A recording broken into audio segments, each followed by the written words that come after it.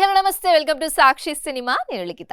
టాలీవుడ్ లో తనకంటూ ప్రత్యేక స్థానాన్ని సుస్థిరం చేసుకొని ప్రేక్షకుల గుండెల్లో చందమామగా ముద్ర వేసుకున్న హీరోయిన్ కాజల్. 2007లో తేజ డైరెక్షన్ లో వచ్చిన లక్ష్మీ కళ్యాణంతో ఎంట్రీ ఇచ్చిన ఈ బ్యూటీ చాలా తక్కువ టైంలోనే స్టార్ హీరోయిన్ గా ఎదిగింది. మగధీర, డార్లింగ్, బిజినెస్ మ్యాన్ వంటి ఇండస్ట్రీ హిట్ మూవీస్ తో స్టార్డమ్ ను సొంతం చేసుకుంది. వివాహ బంధంలోకి అడుగుపెట్టి మాతృత్వ తీపిని ఆస్వాదించిన తర్వాత కూడా కాజల్ తన సినీ ప్రయాణానికి విరామం ఇవ్వలేదు. సెకండ్ ఇన్నింగ్స్ లోనూ బిజీగా గడుపుతూ వరుస అవకాశాలను చేజిక్కుంది.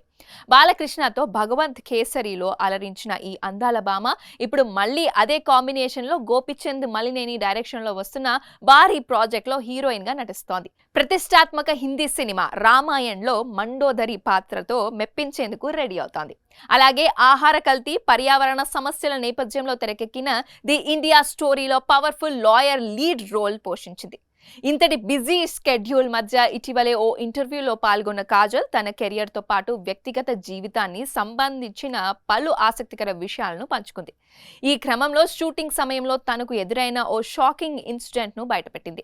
కొద్ది రోజుల క్రితం ఓ సినిమా సెట్ లో షూటింగ్ పూర్తయిన తర్వాత క్యారవాన్ లో రెస్ట్ తీసుకుంటున్నాను.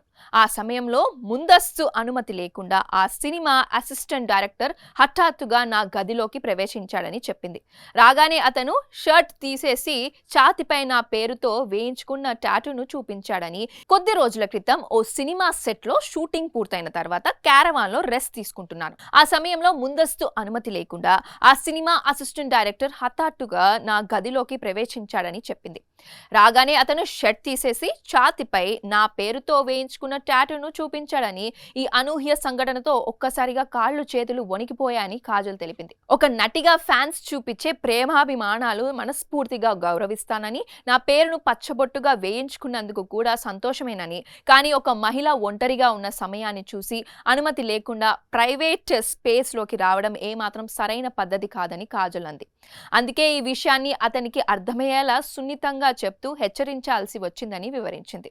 ఈ సంఘటన గురించి కాజల్ చేసిన వ్యాఖ్యలు ప్రస్తుతం నెట్టింట వైరల్ అవుతున్నాయి. సినీ తారల వ్యక్తిగత స్వేచ్ఛ, క్యారవాన్లలో భద్రత, అభిమానులు పాటించాల్సిన హద్దుల గురించి ఈ ఉదంతం మరోసారి చర్చకు దారితీస్తుంది. సాక్షి టీవీ ప్రసారాలను నిలిపివేయటం చట్టరీత్యా నేరం.